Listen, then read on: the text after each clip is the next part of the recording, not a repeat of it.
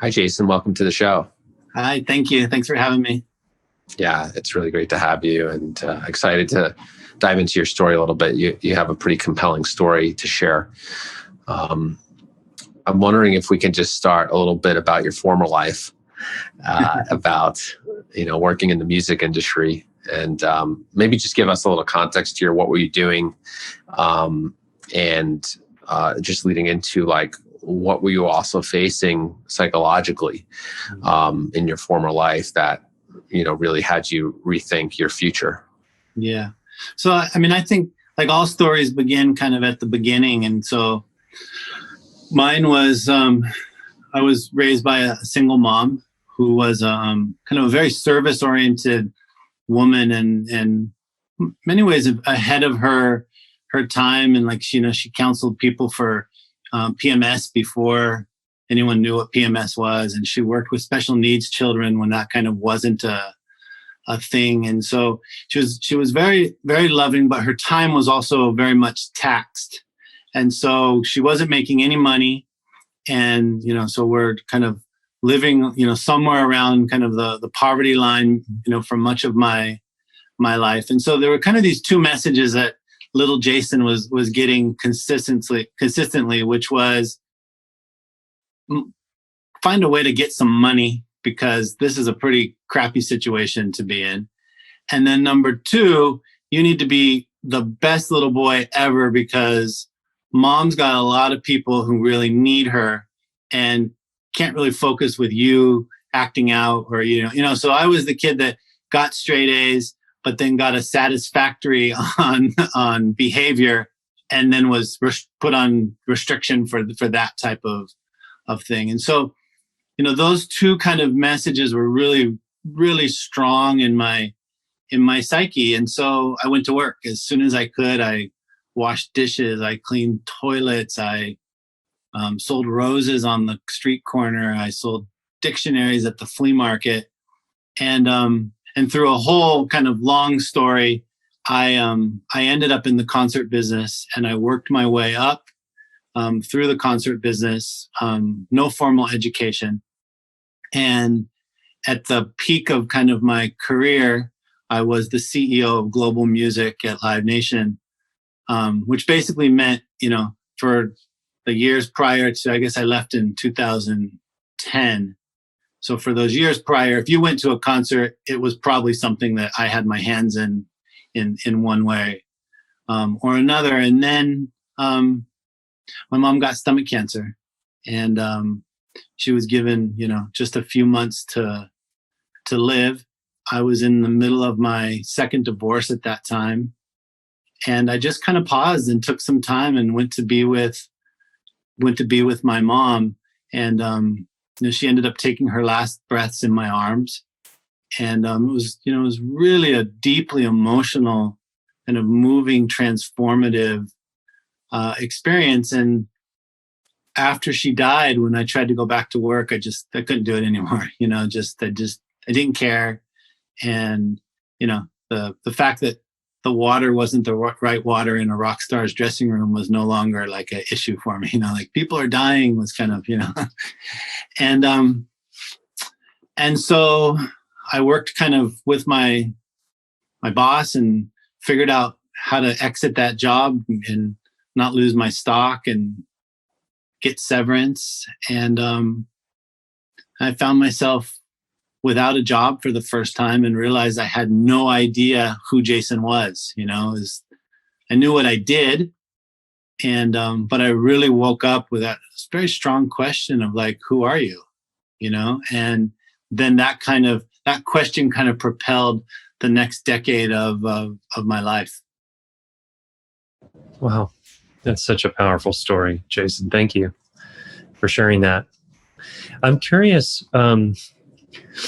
about the part of you that knew something had changed, or that, when you tried to go back to work or after your mother's death. I wonder, in your time since, I'm guessing that you've explored a little bit more about, the depth of your being, and what would you say about that part of you that kind of knew that something needed to change? Yeah, like I really have kind of come to believe that things are kind of happening when we need them to happen. And I don't go so far as to say like things happen for a reason, or that there's some, like there's some grand plan and like life takes away my mom so I can be something. And that for me assumes too much knowledge of the unknown. And I'm quite comfortable kind of sitting in the mystery of it all. But certainly I have this sense that like my life needed to change, and beyond me, like the family story. So my mom's mom was orphaned at a really young age. Her mom went out, lived in rural Minnesota. Her mom goes out to buy milk in the middle of the night and never comes home. And dad's an alcoholic, and he can't deal with his wife's death. And so he literally goes and drinks himself to death on a bar stool. And social services comes and takes my grandma and her two brothers and separates them, and they never see each other again. And so there's kind of this image in our family story of like grandma sitting all alone on the floor of an orphanage. And that story of kind of not being good enough, of not being loved, of kind of lacking an inherent value that's different than what's in the external world, was kind of traveling through my family's story. It's why my mom was so service oriented, and then I just took it in a different direction and made it about making money. But I have this sense that like we were all going to work ourselves into the ground to prove to grandma that she was lovable. And so when I look back at that part of myself, I think there was something in me that it was time to change that story and really kind of create this line in the sand moment for our family's generational story of it's going to end now, and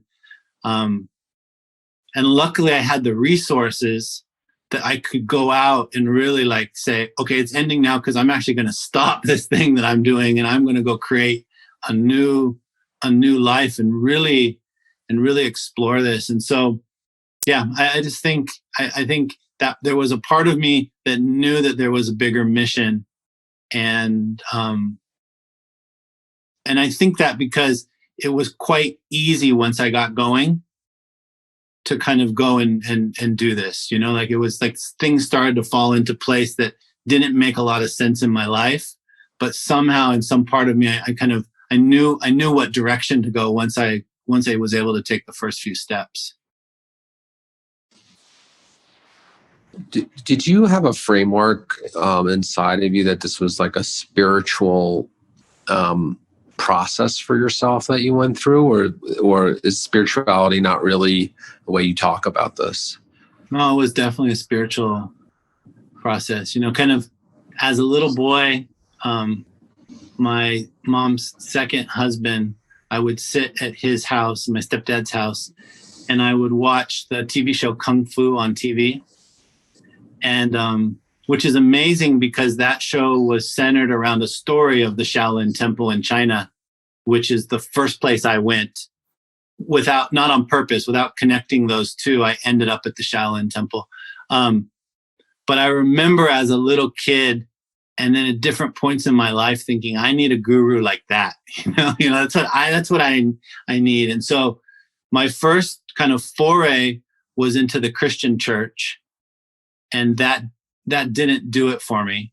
And then the next move was, I found a spiritual teacher, and then I ended up at the Shaolin Temple, which is where Zen Buddhism was born, and herbal medicine was Chinese herbal medicine was born. And yeah, so for me, it's definitely a spiritual journey, but not in a woo-woo sense. I really kind of believe in a kind of nitty gritty, cut the shit kind of spirituality that can fit into our life and doesn't require a lot of magic, and yet doesn't deny the magic that we all kind of experience day to day in life, Absolutely. Yeah. It reminds me of one of my favorite authors is Joseph Campbell. He talks about the archetype of this kind of transition that I think you were talking about, of feeling the call. Like it sounds like you felt a calling for a change. And a lot of people get scared and have resistance to listening to the call. Did that come up for you, or did you feel, and the way you told the story, it sounded like you were just kind of like, okay, I need to tell my boss it's time for me to make a change. Was that scary for you? Yeah, I mean, there's kind of this scene of like I'm sitting at my therapist's office, and her office was in like the basement of her house. So I'm sitting on the floor of the basement, and I'm kind of sobbing, and I'm in the throes of exploring who is Jason. And I remember having this realization, and she asking me like, put some words to it, and I said, I'm really afraid that I'm not going to like my life much when we get on the other side of this, And so it was deeply scary. I mean, it threatened everything that I thought that I knew about who I was. It threatened, and yet the pain itself was a sign that I was going in the right direction. And the pain was so much I didn't want to go back, because I knew I'd be stuck. I'd stuck there. And so it was like the pain was propelling me forward, and it was like a flashing light saying, hey, you're going in the right direction. Because I hadn't realized until I kind of got into therapy and slowed down and began to explore a little bit that, how much pain I was in, how much I was suffering inside. I was just kind of going from one deal to the next deal, and one exciting concert to the next exciting concert, hiding out from all of this pain inside. And so, yeah, I think sometimes we tell our stories glibly and make it sound easy, because looking back, well, it all worked out, so that was great, right? But when we're in the throes of it, I think it's helpful to know that it's painful because it's supposed to be painful, and it's painful because we're human.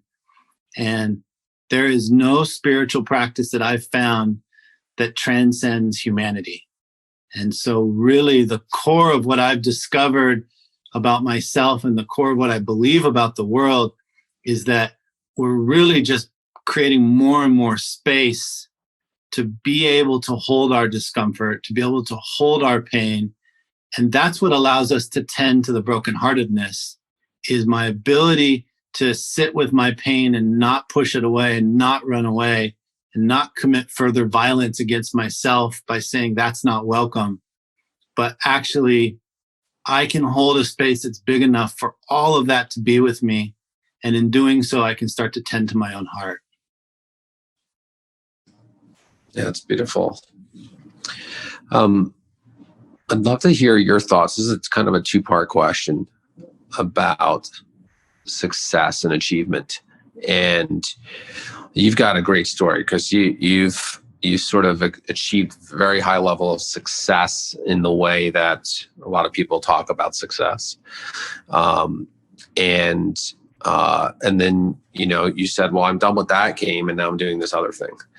And so I'm curious about the first part of the question is, you've also got this interesting part of the story where you took a little more of an unconventional road to that success. You didn't go to an Ivy League school and this and that and the other. And so the first part of it is like, what are your insights on what allows people to achieve, very high levels of, when we talk about success, like what are some of the things you've learned that gets people there, into those places? And then the second part of the question would be more about, okay, so how do you do it well versus getting all neurotic and crazy about it, right? And so it's kind of that two-part question. Yeah, I think that it's such an interesting question, because you can come at it in so many different ways. And I think one, as a white man, I have to acknowledge that there's some privilege involved in my success. And so I want to be sensitive in speaking, and that not, even though I was raised by a single mom, no privilege there. And even though we were, very poor, no privilege there, I still wasn't like in fear of my life, and I didn't have a system to work against. And so I'll speak to it from what I've learned without kind of making the bigger step to say, gee, this should apply to everybody's life, because I think everybody's got their own thing going on. But I think for me, what I've learned about success is we've got to pay attention. And it goes hand in hand with this other part of my life, because meditation at its kind of very base essence is just paying attention. And I think we get caught up in kind of rules and stories and regulations, and we start to take things for granted, and we don't actually pay attention. In a way, you could say we don't love these things that we're doing, and that's one thing about the business, the concert business, is that it is easier to love your job because the job is like the Bruce Springsteen concert. You know what I mean? It touches you. There's something going on.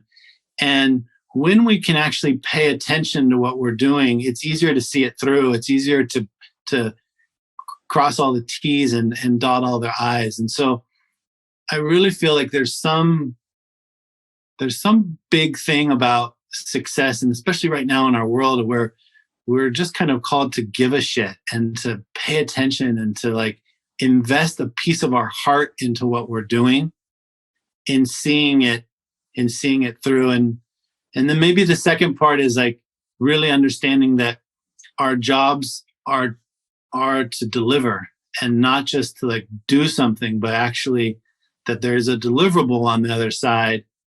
And I always felt like my job was to figure out how to get things done, how to take something that's stuck and make it unstuck, versus, gee, I tried it the way that Keith told me and it didn't work. Like that was never actually, my personality is such that if Keith tells me how to do it, I'm going to do it a different way. You can't tell me what to do. It's kind of very strong in my psyche. And then the second part of that question is, in the same vein of like, how do we do this without becoming neurotic and having midlife crisis and crashing? And one thing is we might not. We may at certain stages of our life become all consumed with success, and I'm not convinced that because of my kind of family dynamic and story that there was like a different path for Jason. But again, I look at things in terms of like stuckness, or flow is a word that I like a lot more than balance. And I just feel like if we think about these parts of our lives that are important, and you have kind of business or work, and with that is money, and then we kind of have things that relate to the heart, and we might call that spirituality or or wellness, and then we have kind of our physical health and well-being. And if we think of these as like pipes with water running through them, I feel like our job is to make sure that we have flow in the areas that are important to us. And it doesn't mean that there will be flowing at the same PSI all the time. It might be important at one point when a project is due on Friday and our financial well-being depends on it. That pipe may be gushing, but we don't want kind of the heart and spirituality or the physical well-being pipes to be shut off at that point, because shut off creates stagnation. Stagnation creates disease. Disease is death. And so as long as we can keep even a trickle going through these pipes, I think we can avoid some of these massive breakdowns that we see, because what they're really coming from is saying, I have no time for my heart. I have no time for my body. And all I'm going to do is spend all of my time over here, in which case, of course, we have broken hearts and broken bodies. And likewise, if you go to the kind of the second phase of my life where I did no business and had no money coming in. Well, I was really nurturing my heart and really nurturing my body. And luckily I had savings, but my bank account wasn't growing during those years, right? And so I think what we're kind of shooting for is to keep flow. And then based on what's happening in our lives, it might flow more in one tube or the other. But we always are keeping these tubes open so that we're caring for our financial well-being, we're caring for our emotional and spiritual well-being, and we're caring for our physical well-being. Yeah, thanks. That's helpful to hear the way you say it. I'm also curious about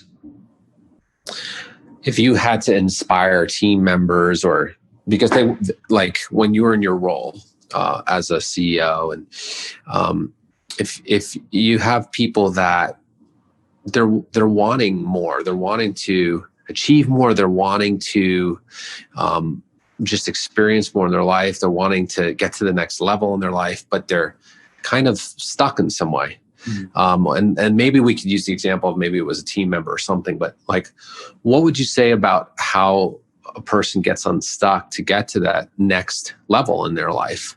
Yeah, I get lots of these calls, like I'm kind of the friend that my wife laughs, like if we take a walk in the woods after a rain and the water has pooled because of like pine needles, I actually will, not even thinking about it, take a stick and move the pine needles to keep. I'm very sensitive to flow and stuckness. I think awareness is really the key to this. Is then it's like, I get lots of calls from people who are stuck in one area or another, and it usually doesn't come with, hey, I'm stuck. It usually comes with, I don't feel good, or my boss is a jerk, or I got XYZ medical report. And then as you start to talk about it and like shine some light on it, it usually comes down to an issue of stagnation in some area of someone's life. Like a question I ask often is like, so like, what's your practice? How's your practice right now? Or what are you practicing?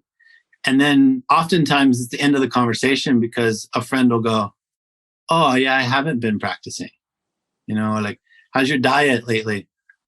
Oh yeah, I stopped drinking green juice, or I stopped, or how's your communication with your boss? Oh yeah, like I'm not answering emails right now. Okay, well, and so oftentimes my wife is also a doctor of kind of natural medicine, earth medicine, and she's a trained chiropractor, but who specializes in more, earthy medicine areas. And so she's always taught me that homeostasis is always a tiny shift away from being available, And so I think that's true with about everything.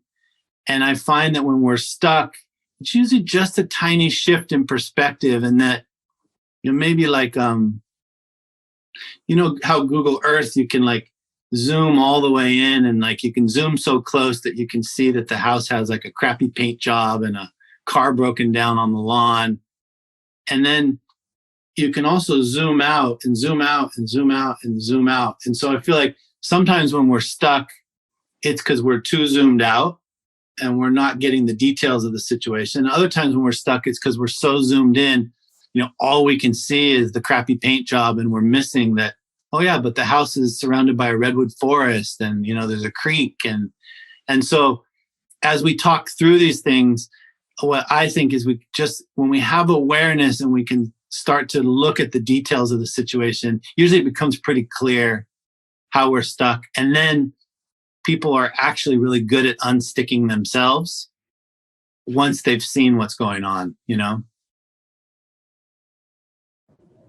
Yeah, that makes a lot of sense.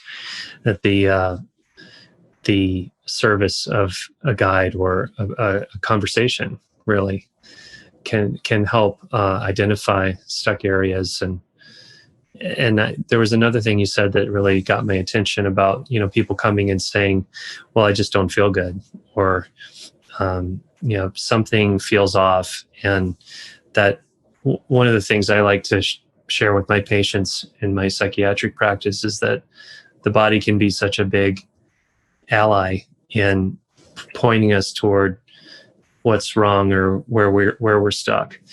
And that these, pain points are opportunities for us to look deeper and to see what's really going on in there.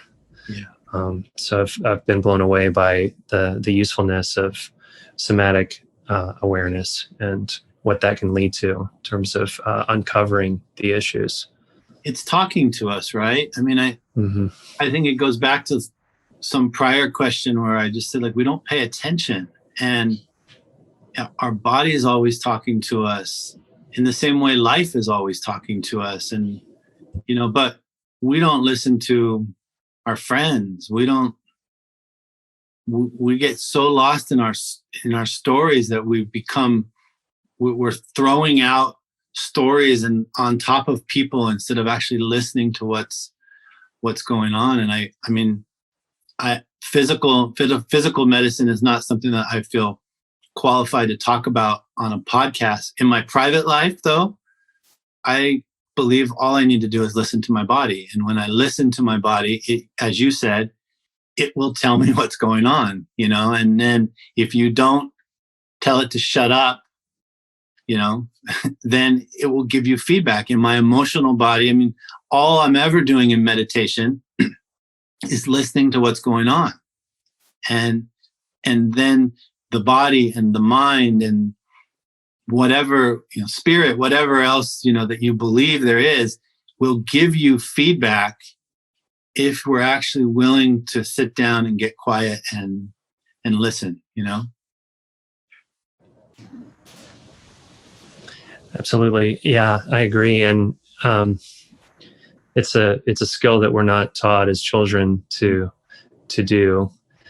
And it's, I'm just reflecting on my own human journey as I'm listening to you talk about your story, and kind of a similar developmental story about achievement and performance and, getting the good grades and doing the thing.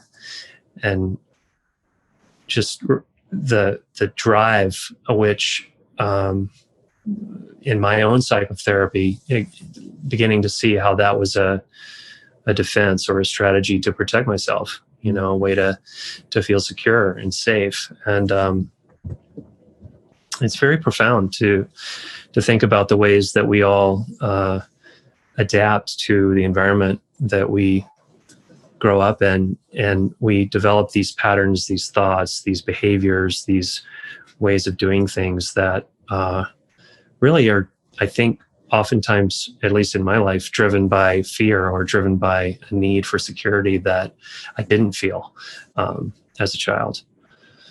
Yeah, we want to be loved, right? I mean, at the core of it, I want to be loved, and because if I'm loved, I'll survive.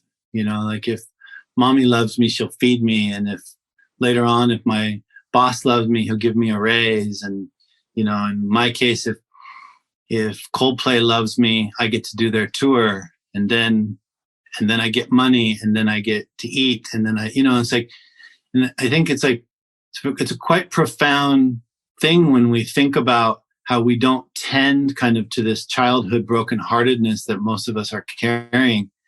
And then we grow up and we end up in a boardroom somewhere and like feel very accomplished and have a suit and tie on and are sitting across from somebody and negotiating something that we believe to be quite important. But in reality, it's, two little children saying, do you love me now? Do you love me now? Do you love me now? And then we wonder why we miss and why we argue and why sometimes things are like so irrational and our behaviors are so childlike. And so, we see it playing out right now in our world, temper tantrums going off and things that are very hard to, like, the adult brain has a very hard time getting until we think about I never resolved my inner worthiness or lack of inner worthiness that I felt as a child. And so we can tell our story, our whole life stories through the lens of, I just ran through life saying, do you love me now? And I needed more and more and more and heavier proof that I was lovable. And to the point that CEO of global music and millions of dollars was not enough.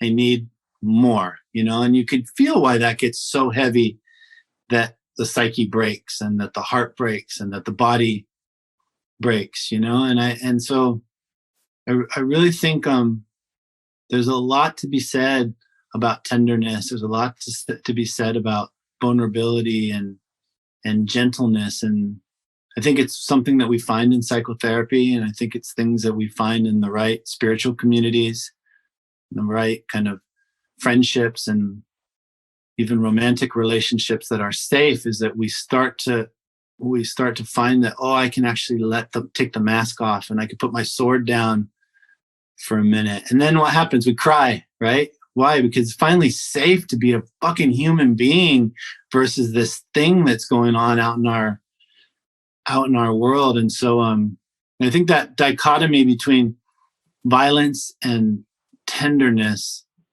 is that's really strong for me right now. And I talk about violence a lot because I think we have some big examples of it in the world.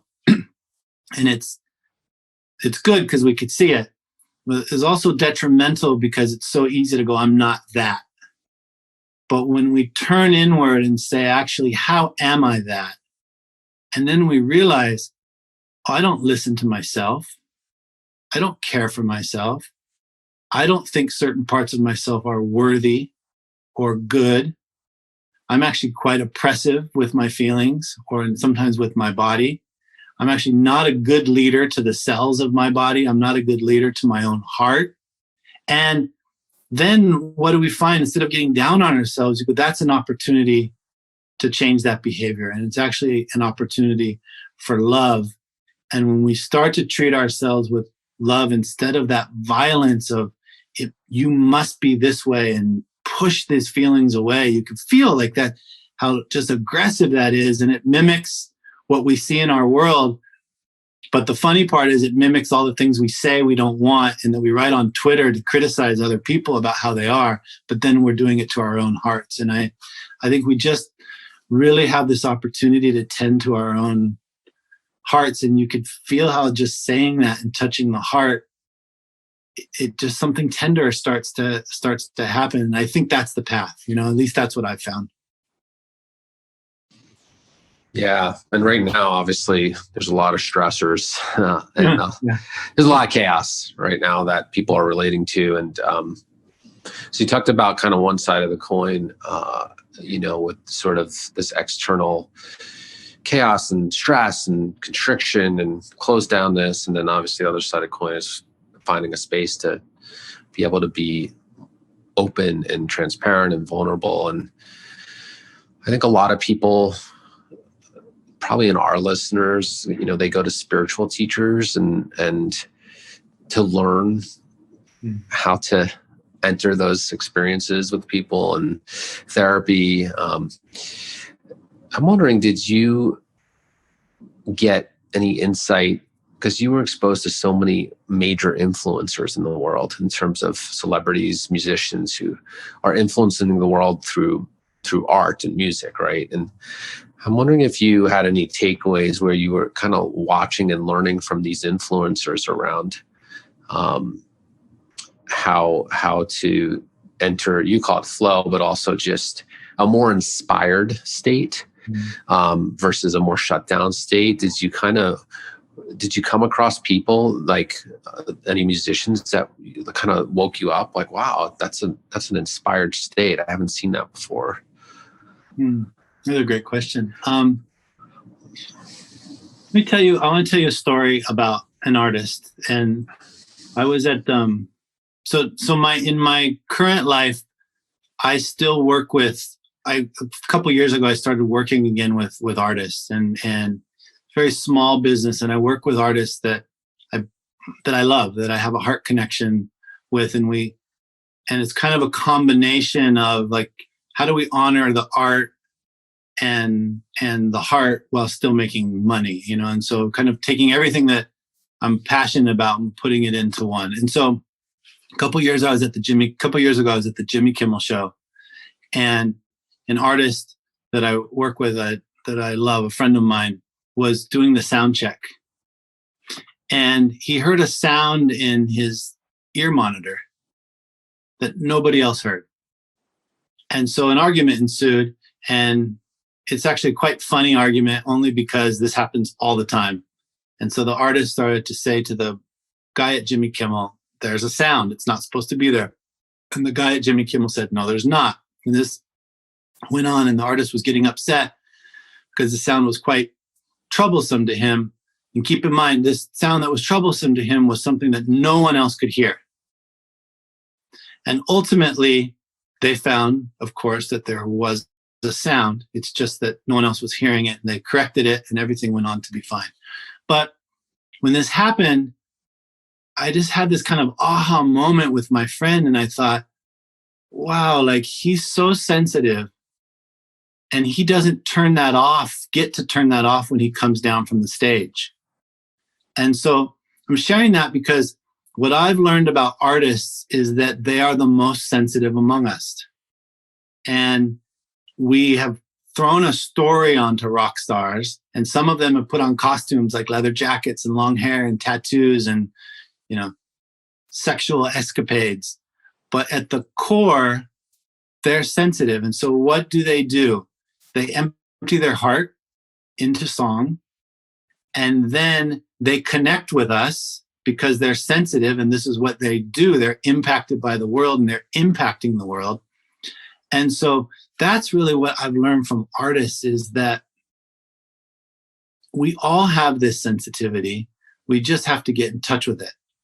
And we've got to kind of take off the leather jackets and the tattoos and the long hair and allow a safe space for our heart. And when we do that, flow, or whatever word you want to happens quite naturally. But the problem is I'm afraid to be there. And so I start thinking my way through everything. I start layering story upon story upon story on top of everything, to the point that I've just totally lost to what's actually happening in my heart. But all these things like intuition and gut feeling and flow or flow state or the zone, or, you know, whatever everybody calls it, is all actually just being in touch with the sensitivity of what it's like to be a human being. But that's hard, and that's scary, because most of us from a pretty young age had that beaten out of us, or yelled out of us, or teased out of us, or bullied out of us, or whatever.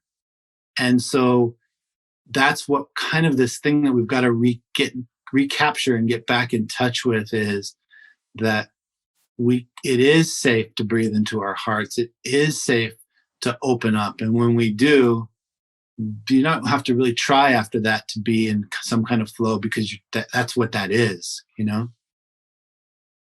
Did that answer your question? Makes a lot of sense, Jason. Yeah. It's a beautiful message. I'm feeling a lot of gratitude right now for your sharing this with us, because it's kind of a lifelong puzzle for me that I've been thinking about and working with personally, is how do you stay in touch with the heart and the tenderness and the vulnerability, the brokenheartedness that you spoke about so well, and be on a mission in the world to affect change, and to not trash your nervous system as you go out into the world to do what you're meant to do. Mm-hmm. And it's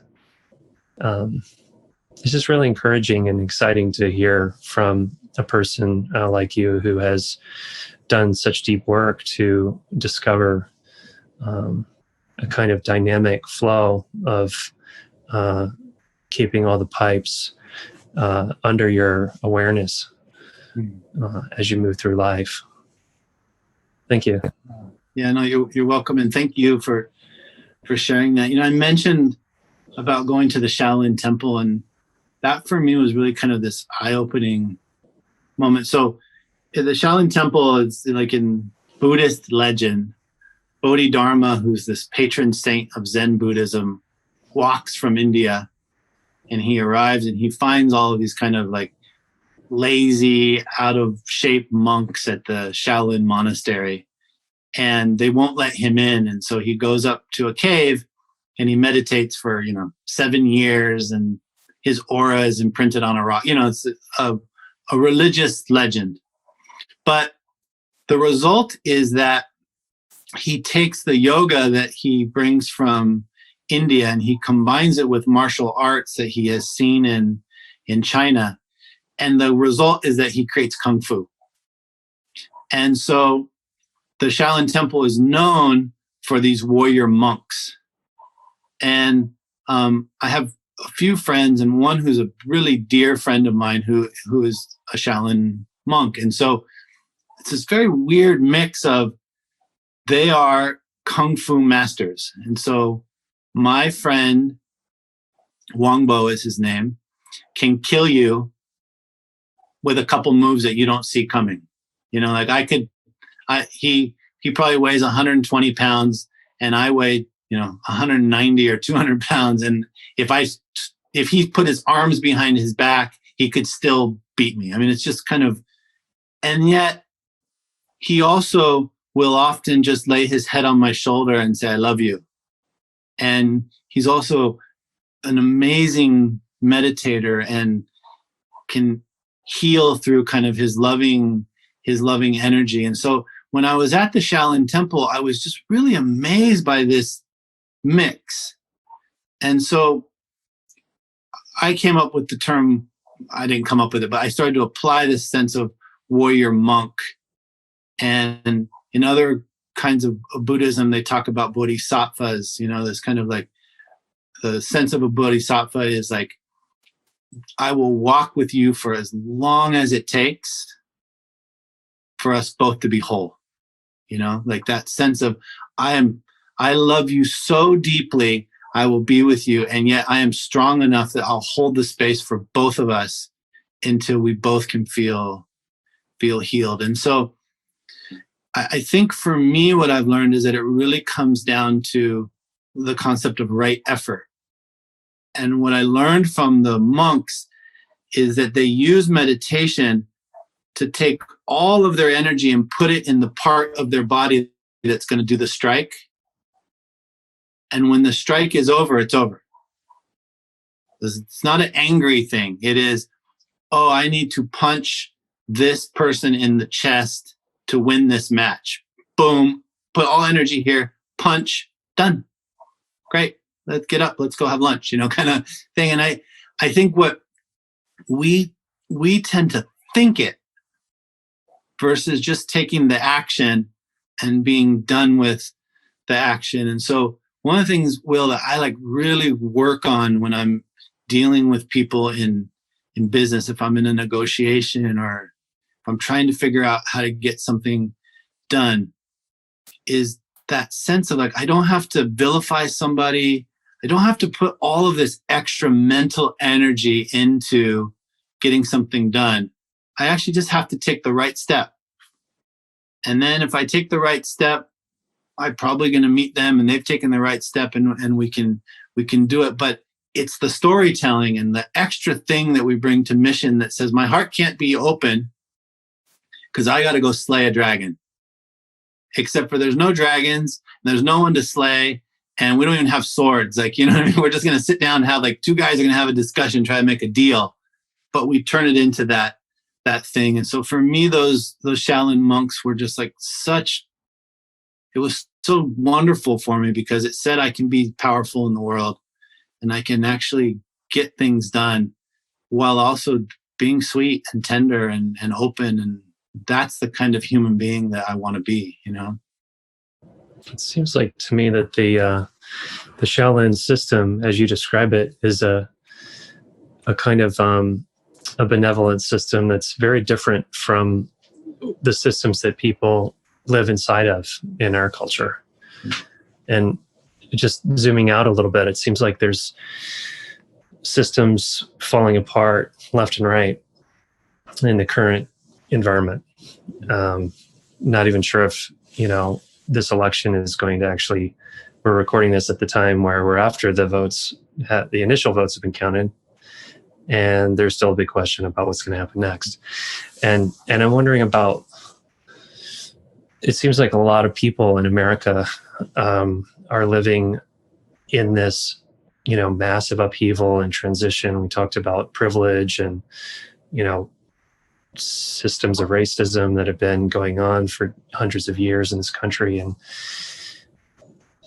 I'm just wondering about where do we go from here in terms of the falling apart of systems and structures that are not based on the tenets of, as you described in Buddhism and the Bodhisattva perspective.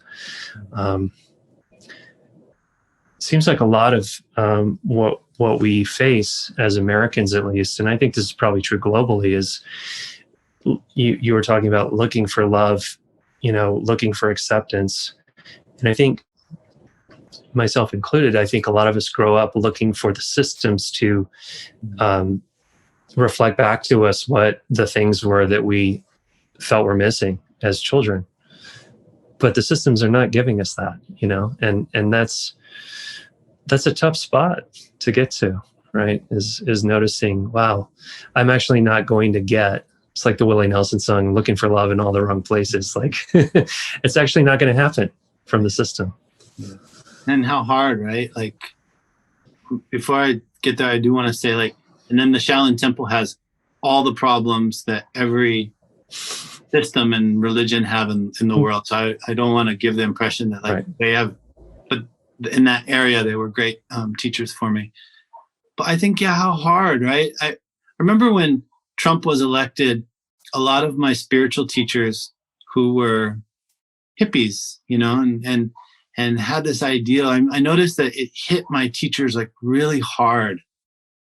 And I think it was that a lot of people had that realization that you're saying of like, oh, we didn't fix the system, and when I talk to friends of mine who are people of color, that idea is laughable to them. Like, hey, welcome to what we've been trying to say all this time. Like, of course you didn't fix the system, and there's something beautiful about not arguing with reality, about seeing the way things are and saying, I can actually sit with that discomfort, and I think maybe that's the skill set that we're lacking, is that we so want things to be a certain way that we're unwilling to actually be with the way things are.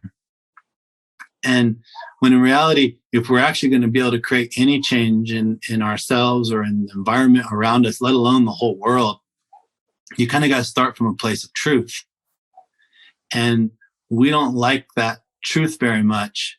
And so we tell stories about it. And when I woke up, the artists that I work with and we really work hard on get out the vote on this election. And sometimes we surround ourselves, I think everyone right now, you get stuck in a circle where you can't see outside of your circle. And I had hoped for a much more kind of moral victory from the election, and that didn't come, right? And so I was disappointed, but I think in a way it's actually quite beautiful because I don't get let off the hook.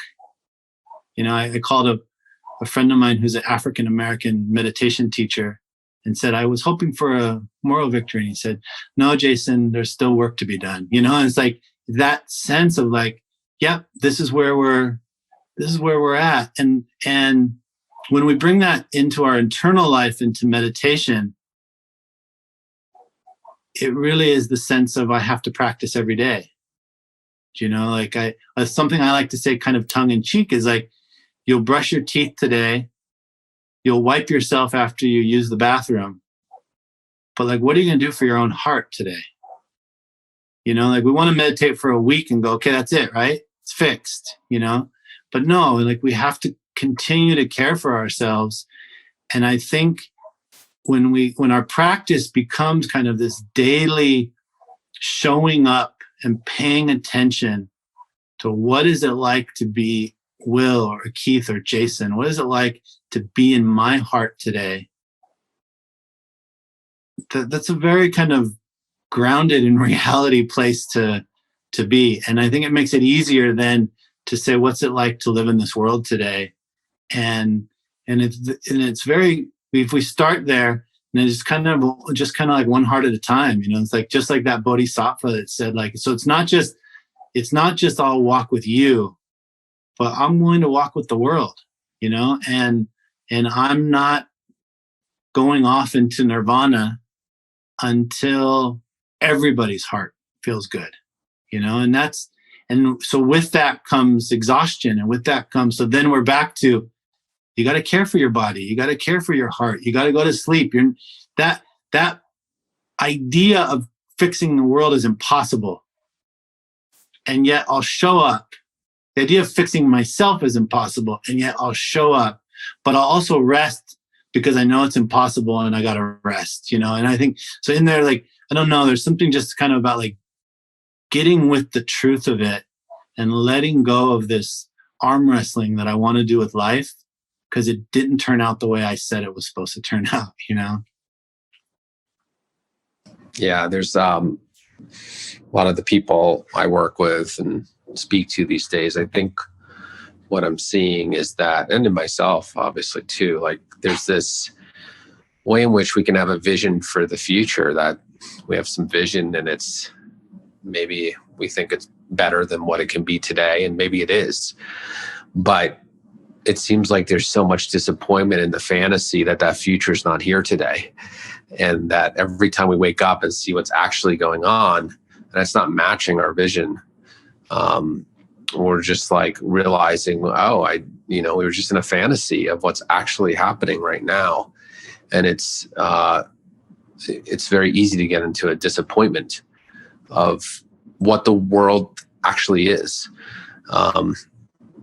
And I think that it's still, obviously, we want to hold our vision and take action on the world that we want to create while we're here. But there is like what you're speaking to of like, but you also have to just get real and see what's just actually going on. And that's not, doesn't mean, complacency. It actually means, if you're actually being real with what's actually going on, you can be a functioning human being that can actually impart some change. Yeah. It's why GPS works, right? Like if we go back to we're all old enough to remember when you had like the Rand McNally in your glove box or in your trunk, and then you would look at it. And one of the hardest things was actually figuring out, well, where in the hell am I first, right? And then where is it I want to go? And GPS works because GPS starts from the place of it knows where we're at. And so if we just use that simple analogy for life, is like, you're not fixing or going anywhere if you don't know where you're at today, right? And if we don't know where our world is, we're not going to fix anything. And so the hard part is that when GPS will often tell you is you're lost. That sucks. There's human emotions that come with the sensation of being lost. But it's also the beginning of being found, because the moment I realize I'm lost, I'm not lost anymore, right? And I've figured out I'm somewhere and I can start to take steps. But all that comes with a flood of emotions that are just part of being human. But what we usually do is, on top of realizing we're lost, then we start in on the judgment of the feeling, and it's not supposed to be this way, and I wasn't supposed to be lost, and for God's sake, I'm almost 50 years old, and I've done a decade of therapy, and I studied with gurus, and I've meditated for months on end, and here I am, I'm not supposed to be here. And then it's like, if life had a voice, it'd be like, cool, are you done now? Like, great. So now we found yourself, and you're here, and you're actually drowning in self-pity, but now we know where you're at. And then we would layer on anger on top of that. And we, at some point, we got to meet ourselves in this place. It doesn't really matter where. Like, you could take 3 years of going through pity and grief and anger, and sometimes we do, and that's cool. But at some point you go, here I am.